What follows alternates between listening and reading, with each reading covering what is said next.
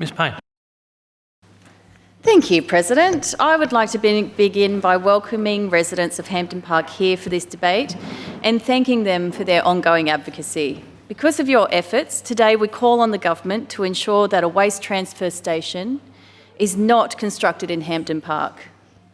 6 out of every 10 people in Hampton Park were born overseas, and 8 out of every 10 residents have parents born overseas.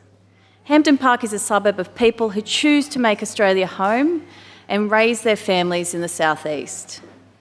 When they bought their houses, most residents were told that the landfill site was nearing capacity and would be rehabilitated into parkland. Many homes built in the 1990s stand within 500 metres of the landfill site. It is not surprising then that the people living in these homes were looking forward to the prospect of the landfill being replaced with parkland. But in 2022, there was a change of plan.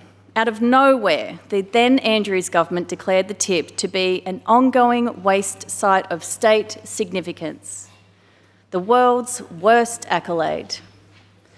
Now, the operator Veolia has applied to run a new waste transfer station adjacent to the site, just 250 metres or less from homes. Unfortunately, the community don't have a lot of faith in Veolia, who have been taken to the Supreme Court for breaching licence conditions. According to the EPA, Veolia allowed methane gas emissions from the tip to reach unhealthy levels 22 times and generated toxic runoffs onto farmland. They are bad operators.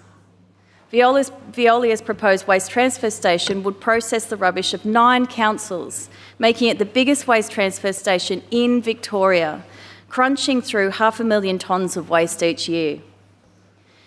It is also the only waste transfer station of this scale not planned in an industrial area.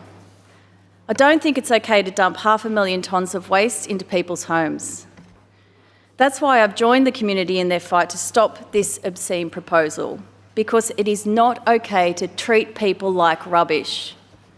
Last month, the EPA refused Veolia's development licence for the transfer station, citing unacceptable risk to human health and the environment.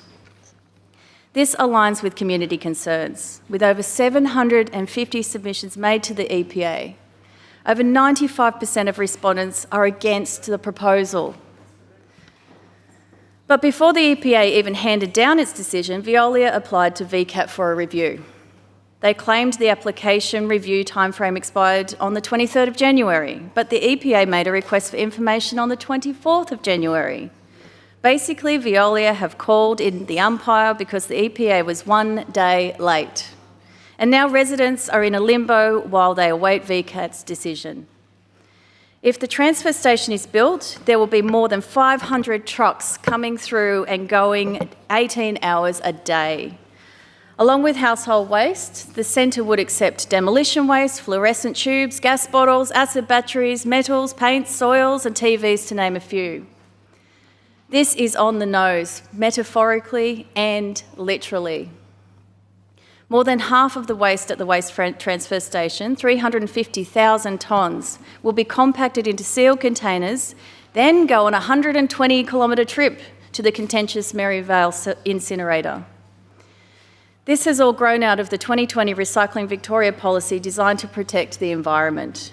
And yet here we are, trucking 325,000 tonnes of rubbish from the southeast suburb down the Princes Highway to burn in the Latrobe Valley. There is no denying we need to move away from the model of rubbish going straight into landfill, but we must also consider the impact of amenity. Veolia itself boasts that their Clyde transfer facility in New South Wales is one of the most efficient transfer stations in the world.